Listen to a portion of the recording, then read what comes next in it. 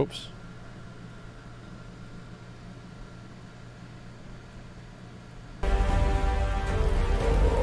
Okay. Hey everyone, and welcome back to another video. Okay. So, let's be real, Blizzard kind of messed up some of the initial design elements of Battle for Azeroth. Whoa, wait a minute. What do you mean? What is this Blizzard hater? What, he doesn't even like the game? What the fuck is this? This guy hates the game. Can you believe it? Oh my god. This mindless hating is ridiculous. 11-second pause record? No, it's not. I paused on the second before.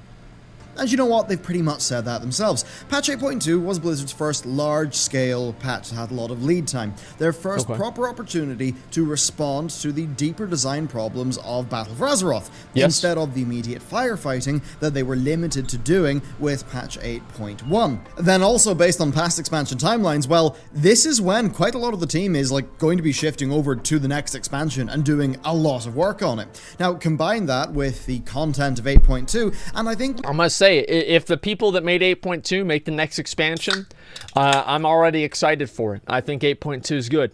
And so hopefully that is the case. We can actually predict what the future of the game is going to look like from a design perspective. So today we're going to be going through what Blizzard are moving towards and what they are moving away from. And we're going to kick it off with what I think is one of the best parts of this patch. Zone depth. Mechagon and Nazjatar both have a lot more to them than Kulturas, this is a big true. Or even Argus or the Broken Shore. This is a now, big in fairness, true. It wouldn't take much to pass some of those zones, but really what we've seen is quite encouraging. Things like Marty Vass's Laboratory, the Coral Ancients, the Fabius Tame, the Murloc Traders, a bunch of the rares, the more secretive elements, the just stuff like that. There's a lot more interesting stuff in these zones than what we've been used to lately. Now, combine these nice little shimmers of quality with the rest of what you end up seeing, and it's clear that Blizzard seem to be thinking more about the World of Warcraft, which is a good thing.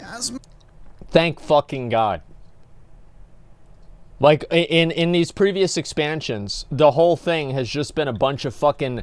everything in the game feels like it's pretty much just a tool to move you from point A to point B. Rust Feather's up? Okay, let me go over to Rust Feather real quick. Okay. Alright, I'm on my way. Anyway, so yeah, just a second. Yeah, it's like... I think the best thing about the new zones is the pet battles. Because this is the first time that pet battles genuinely have a focus. So, like, you need to do pet battles to some degree. And I think that's good because they're part of the game. You should make everything part of the game fitting together and working together.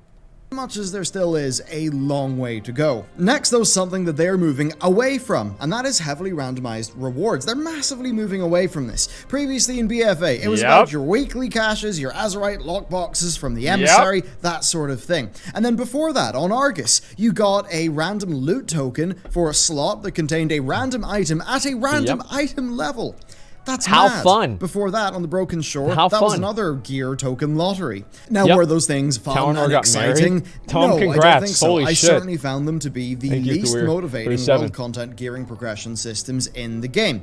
Now, sure, when you look at this patch, the essences aren't perfect. They may have a few issues, but fundamentally, they are putting the Legion Legendary tier effects onto direct sources with zero RNG. Now, sure, you might like the activity that an essence comes from or something. That's so fucking good.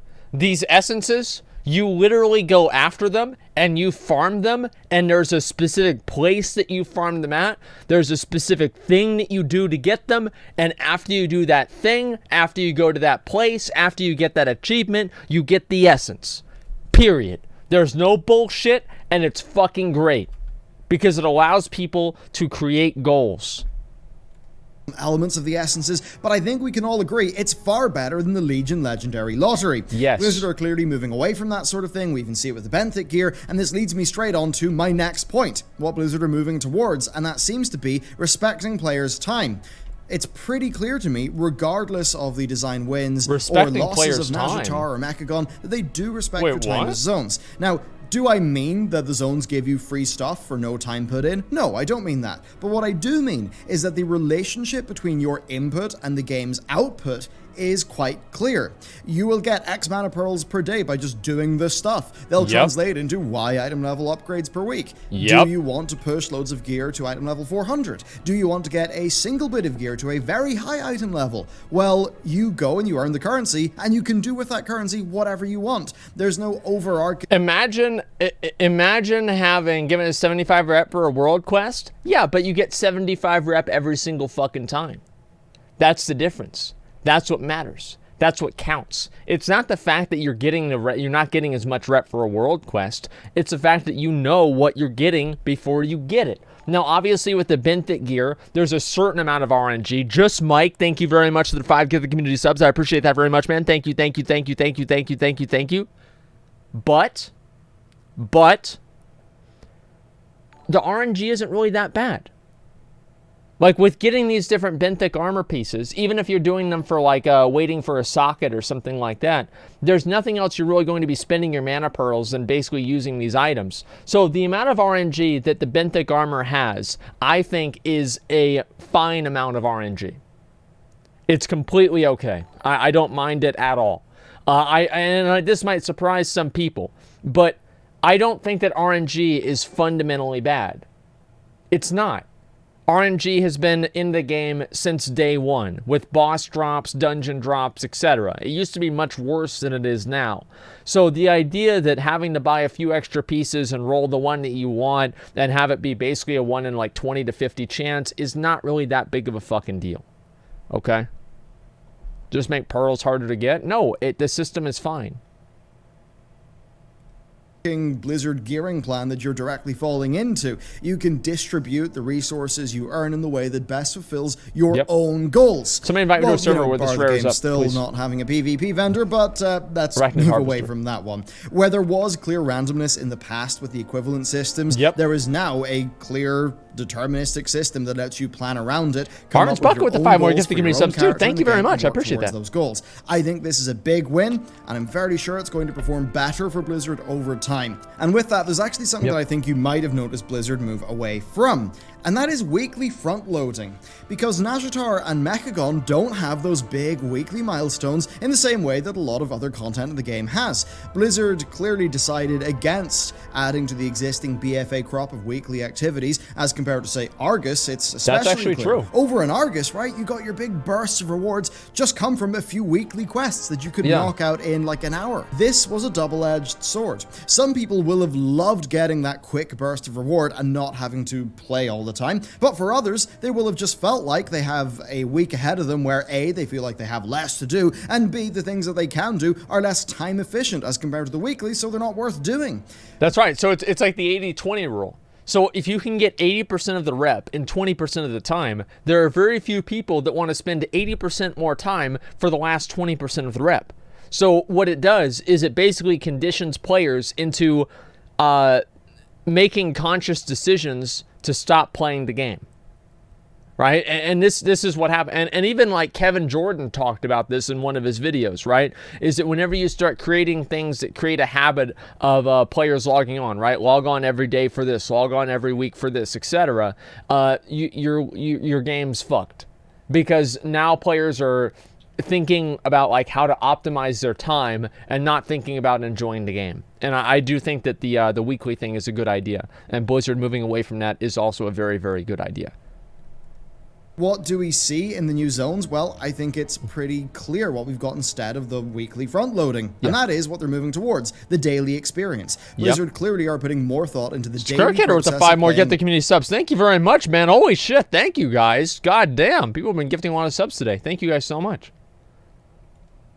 World of Warcraft. Both of the game's 2 new zones do have wide-spanning achievements over weeks and weeks and weeks, but the gameplay really is heavily focused on the daily content, shifting away from those weekly meta tasks that we've seen a lot of in the past. Now, what has this resulted in? Well, I think split opinion. I think to some people it feels like too much Shadows stuff. with the 5 more Likely subs. Thank you so much, wouldn't Shadows. be doing that content anyway, but maybe have decided to force themselves through it to get the best benthic gear quick, so that could be a balance issue. But then on the other side of that, Clearly, a lot of people have found this to be very motivating and are playing a lot of the game. Now, what's this actually done for the game? Well, I think what's happened is that it's combined with the depth that those zones have. Nazjatar and Mechagon really do seem to be good at getting people out into the world on a daily basis. I agree with that. Unlike the 8.0 zones, it's a world that has a lot more stuff going on, as we covered in the depth section of this video. Big true. With the rares being more interesting, your things in the lab, Big loads true. more achievements, and just, you know, a lot of that stuff that we've already covered in this video that's really good about the 2 new zones.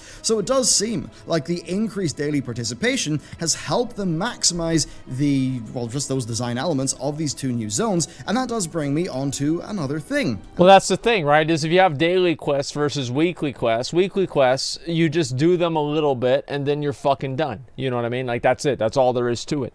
And I feel like that whole dynamic of having the weekly quests that only take, like, maybe 20 minutes to do, it's probably the most indirectly demotivating thing that the game has ever created. Because it basically gives players a way to budget out their time and see how much is 1 hour of my time worth doing this versus doing something else. And whenever you remove the weekly component to it, you just have people working towards the goal at their own pace every single day, which I think is substantially better. I like that a lot more.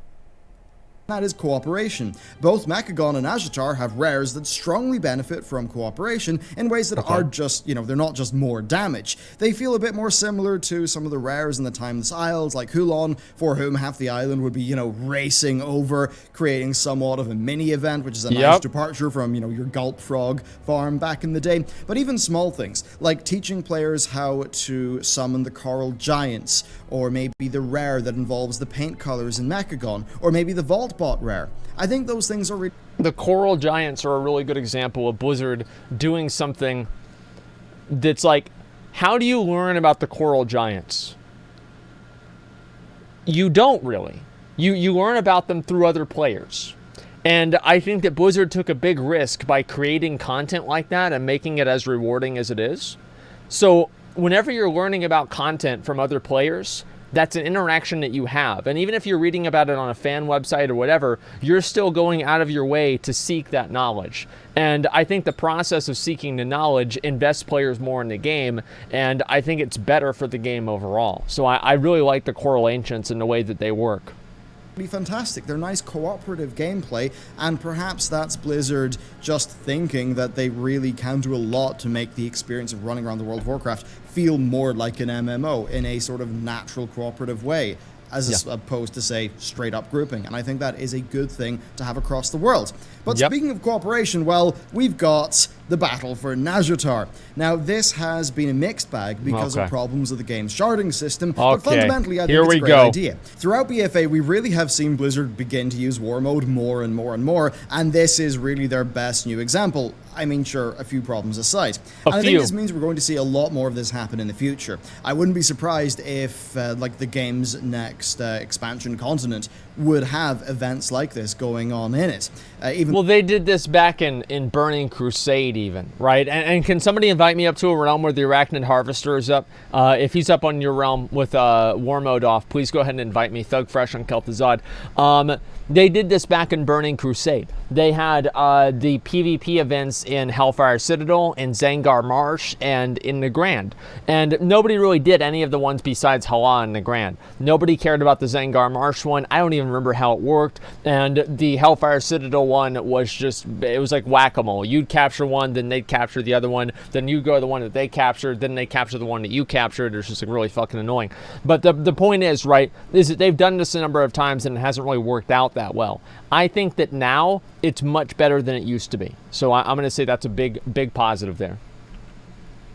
Though, sure, PvP might not narratively make sense in the next expansion, but regardless, I think one thing is clear, World PvP is in. Sure, it's not for everyone, that is the case, but I do think that it can add another excellent layer of gameplay to the world, one that, combined with the deeper zones, it's fucking awesome. Will make the world feel a lot less lifeless, and that is a really good thing. But of course, not all events are the Battle of Nazjatar. We also have our next thing, Terror from the Deeps, and just the idea of events, which they might be moving towards.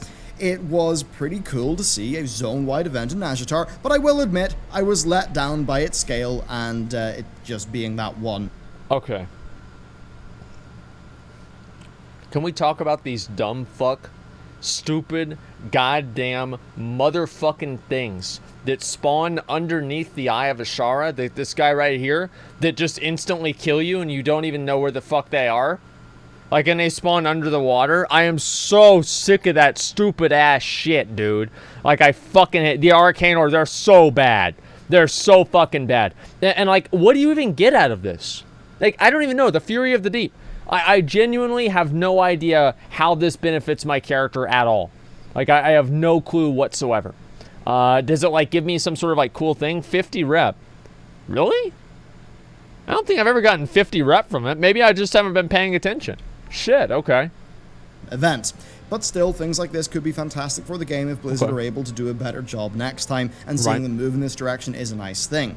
Now, they're going to need more events that have more impact on the zone. Going back to, say, even patch 5.3 of Mists of Pandaria, there was a lot that they could lift from there. Now, of course, that patch had issues, but it did have things like the Caravan raiding event, the defense events. I think there was one or two others. Sure, wasn't a great patch overall, but I think those things would really be a welcome feature in a deeper zone, one that has benefited from all the other stuff that we've talked about in this video. Great. So hopefully this PvE event in Nazjatar is an indicator that Blizzard will want to do more of that in the future. But we hope. Let's just totally change pace. Storytelling, right? The storytelling in Battle for Azeroth is quite something, and there's a key difference in format between it and Legion. Now, sure, both expansions are heavily relying on their transmedia narrative content to tell their story, which I do kind of disagree with as a general way of doing things, but a key difference in transmedia means that they're using multiple different ways. So, like, some of the media, some of the wars in the books, some of the wars in the game, some of the wars on the website, etc., right?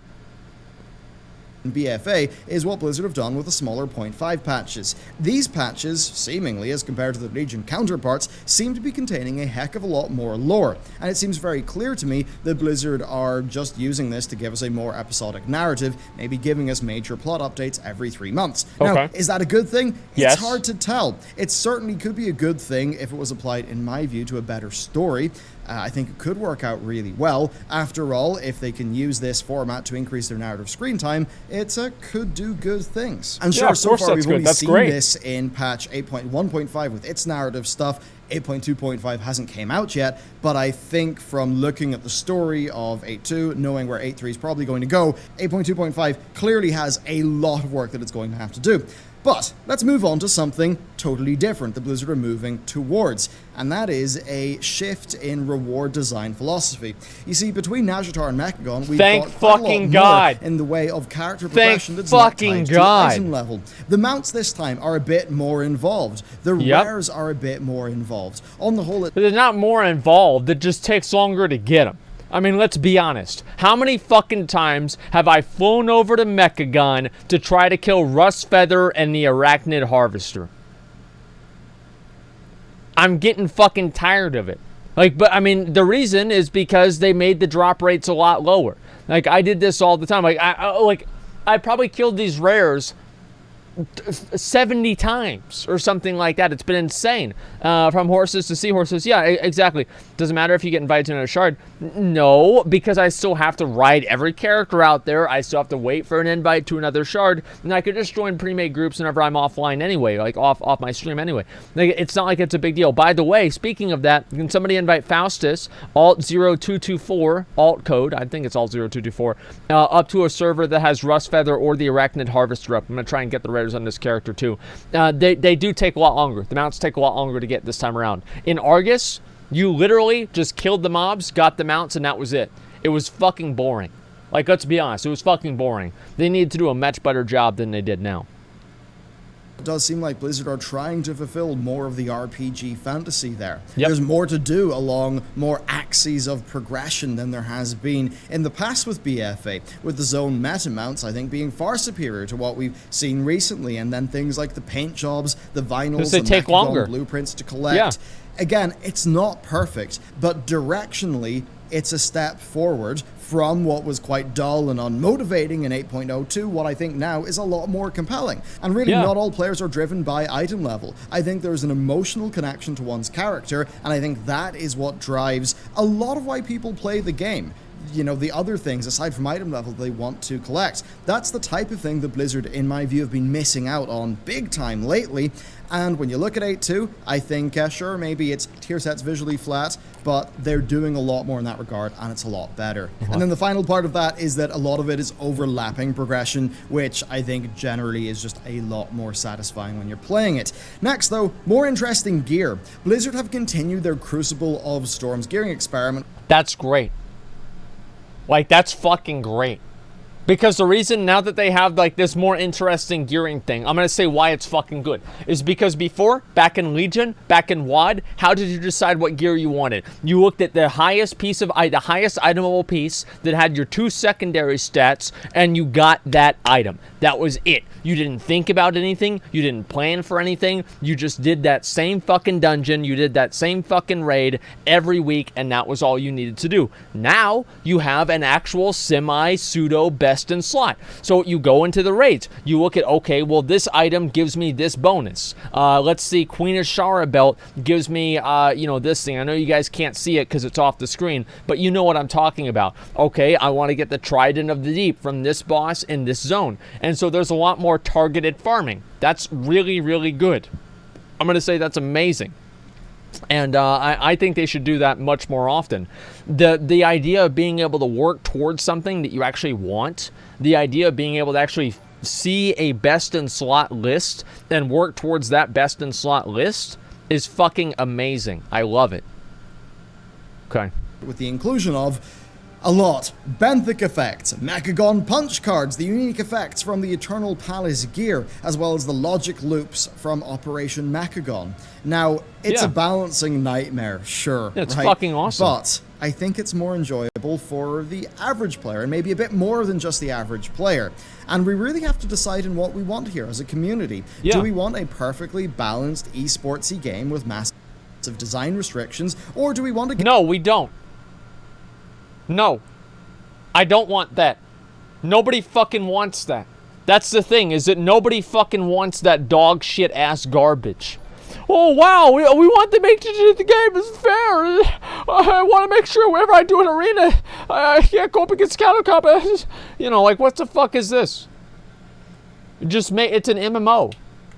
Like, making the game appeal to it being an esport, I think has made the game worse. The more they tried to make things fair, the worse the game has gotten. Because people don't play MMOs to be fair. They play them all day and all night to beat the shit out of somebody who only plays them all day.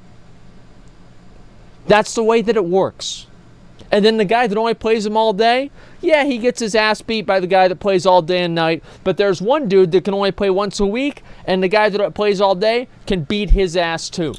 It's like it's a food chain, right? It's the food chain, the food pyramid, whatever that. No, it's not. That's the thing that has like vegetables and shit in it. I'm talking about the food chain, basically. Punching down, exactly, the circle of life. That's what it's all about. And trickle down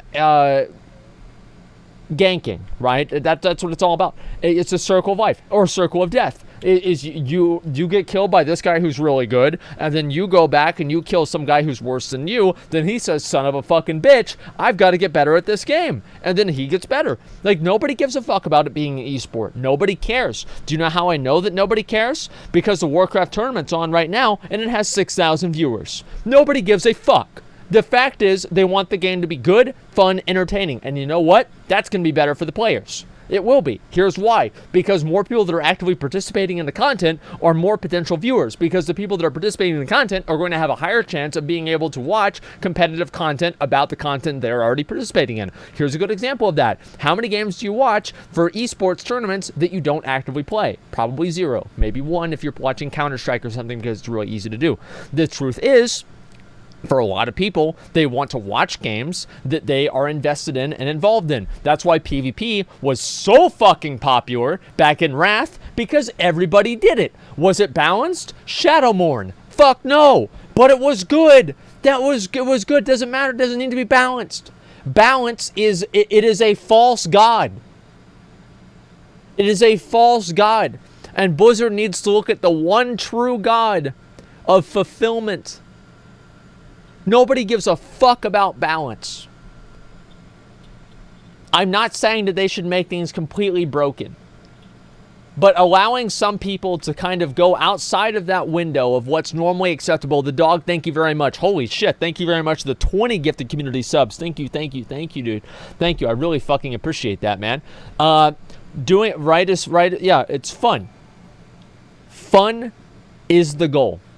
Now, it's not fun to lose against somebody that you have no chance against. That's not fun. And in Classic WoW, I think that's what would happen a lot. Right? There were some classes that just purely countered other classes, and it was not fun. But I would say that a level of balance somewhere around Cataclysm or Wrath of the Lich King is great. And that is good for the game. Like, Wrath of the Lich King balance was, in my opinion, the pinnacle of the way the game should have worked. Okay? Mop balance was perfect. No, it wasn't. What do you mean? No, it wasn't. Like, why do people go back and they say, just because Mop had a lot of buttons doesn't mean that it was balanced? Like, God, you guys are like, people have such a hard-on for Mop because they're watching all of these high-end players that are reminiscing about it because they were really good and they knew all the buttons for it. You guys probably don't even remember all the spells that your character had back in Mop, okay? So just go ahead and give it a rest with Mists of Pandaria. Wrath of the Lich King was infinitely better, okay? Mists of Pandaria was good, okay? It was good, but I think Wrath was infinitely better. Game that is, you know, having more interesting gear that's a bit harder to balance. Fuck yeah. And my personal take might be a bit more controversial here. Mythic Raiders are a tiny percentage of the player base, and the game can't be designed around them primarily. World of Warcraft should not be an MMO esport. World of Warcraft should be an MMO RPG, as much as media hype might try to push it in the other direction. True. And while we're on that topic, let's just talk about gameplay. Blizzard do appear to be pushing in the direction of giving players more impactful gameplay decisions. Now, look, essences can't fix the class design problems, but to think that they would is, I believe, unrealistic. The next opportunity for a class overhaul is 9.0, and I do not say that snarkily. I get the class problems, and I agree that they are a valid... That's such a cock. That is honestly such a cock. I mean, Blizzard, the idea that like, oh, well, you know what? In a year and a half from now, the game's going to be good. So why don't you just wait around until then, and maybe we'll roll the dice and we'll see if your class doesn't suck dick. That's the problem. They can't just... The idea that it's like some sort of like, oh, it's not realistic for Blizzard to overhaul and change classes in the middle of the expansion, they need to shut the fuck up with that idea. Because they can do it. They can easily do it. They can make a couple of changes to at least make it slightly better. Torben, thank you very much for the resub. This is bullshit that you have to wait for that long in order for your class to be good again. And it's not fair. It's not fair to the player base. They have to sit there and play some fucking garbage-ass version of the game for that long. No, that's ridiculous. No, no, no, no. Good reason to not play the game if they're that much of an issue. I totally agree with that. Okay. But still, for what they are, the essences are pretty good. Rather than being a fix to class design, I see them more as being like the Legion Legendaries, but with no RNG and a bit deeper customization. Let's be real, if the Legion Legendary effects worked like these essences, Legion would have been a better expansion in terms of its gameplay. Now, what the essences do show us is that Blizzard are giving us interesting choices, ways to customize our character. Now, sure, there'll be a BIS for different scenarios, but broadly speaking, the essences allow you to combine, your essence choices with your talent tree to create a highly tailored build. And I do think that giving yourself more options in that regard is interesting character progression. So what's this going to mean for the next expansion? Well, Blizzard seem to be wary of external character progression, things like the artifacts and stuff like that. They've talked about how they didn't really anticipate how badly just how bad it would feel moving from Legion into BFA in terms of your character's capabilities. How the fuck would you not be able to assume that? I mean, really, it was such dog shit. I don't even know how you can say that's not gonna... I mean, you literally have the greatest weapon of all time for your class, and you throw it away for a green. And you're surprised that players don't feel good about that?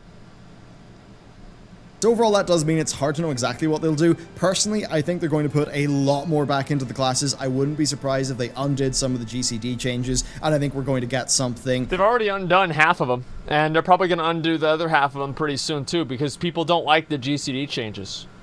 Like, that's what it comes down to. Even if Blizzard thinks that, oh wow, this is such a great idea, the players don't fucking like it. And ultimately, that's what matters. They don't like it.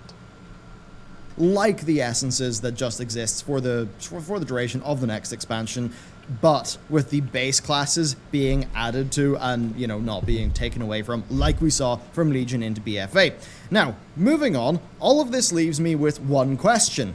When you look at this patch, is the zone variation their ideal design, or is it a test? And more broadly speaking, to what degree is this entire patch just an A/B test? While 8.2 retains issues from 8.0 and 8.1, okay, I think it's fair to say that many of its ideas are very different. So, yeah, could this just mean we'll get dual zones in future patches? Dragon Isles and Nyalotha. Indeed, if you got the designs of both Mechagon and Nashatar and squeezed them into the same zone, it would be modeled and overcomplicated. It would be a jumbled zone without a clear gameplay identity. Alternatively, they could be doing a test though. Do players prefer a more sandbox-like theme park, as we see with Mechagon, or do they prefer a typical WoW patch zone, albeit one with a good bit more depth, like with Nashatar? Whatever their plan is, I'm fairly sure the Blizzard are going to be paying a lot of attention to this, and given the timelines of development, I think they're going to be incorporating a lot of what they learn here into the next expansion, for it's almost certainly like having its zones being mapped out like as we speak. So what's the takeaway here now that we've really went through most of this patch? Well, I think you can... Here's my takeaway right now, is that 8.2 is a massive improvement over everything else that they've done in BFA. I think it's absolutely great. I fucking love it. And I think it's an amazing fucking thing, okay? It is an infinitely better, and I'm very happy about it. Like, overall, I'm very happy about it. Hopefully, Blizzard sees the positivity that players are giving 8.2. I think that it's received more positivity than any patch that Blizzard's made, maybe ever since the Mage Tower. And they take that and they move that forward, and they use that to direct and inform decisions that they make in the future. See, the Blizzard are moving away from many things that players have not liked in the past. Not everything has been a clear win. Right, I don't think everything's been a clear win, but I think their ultimate intention here seems to have been to listen and respond. Ultimately, this patch was pretty darn late in the cycle, so it seems like they decided to be a little bit more reactive and design this around the issues of 8.0 instead of just plowing ahead with their existing plan. So I don't think we can extrapolate from this patch that, you know, WoW is totally 180'd and all of its problems are solved or anything like that, but I do think we can say that this is a big move in the right direction. Just depends if they stay the course. And really, it's just on Blizzard to think hard about the lessons that they've learnt and to work them into the fundamentals of the next expansion, so that 9.2 is not left having to fix the problems of 9.1 and 9.0, just like 8.2 has been left having to fix the problems of 8.0 and 8.1. So that's the way it works now, guys. Is you bring out the expansion and it sucks, and then as time goes on, we're going to have people slowly, you know, improve the expansion until it becomes good, and then the next expansion comes out and it's bad, and then you have to slowly improve that expansion until it's good, at which point you lose all of that progress and then it becomes bad again. So the expansions basically follow the same template as your characters do. At the end of the expansion, your character's awesome, and then new expansion comes out, your character sucks again. Same thing with the expansions. With that, let me know, what do you think about this patch? What do you think about how this patch is influencing the design of the game moving forward? And what parts of this patch would you like to see be incorporated into the fundamentals of the game? And just broadly, how would you like the fundamentals to change in 9.0? I would love to hear that. So there you go, that is it for me. Let me know what you thought about these topics down below, and with that, I will see you next time. So we need to talk about this. We need to talk big. We need to talk big about this, okay? I'd rather just play Classic until Pantheon comes out in 2030. You guys can think that. You can be like, oh yeah, I'm gonna play Classic forever. I can guarantee you, after you get like full BIS gear from Nax, and you know you've completed all of your PvP goals, and you're just sitting around in Ironforge, and there's nothing really for you to cascade. Do, right? At a certain point, you're just gonna get tired of it. That's what I think it really is. You're just going to get fucking tired of it.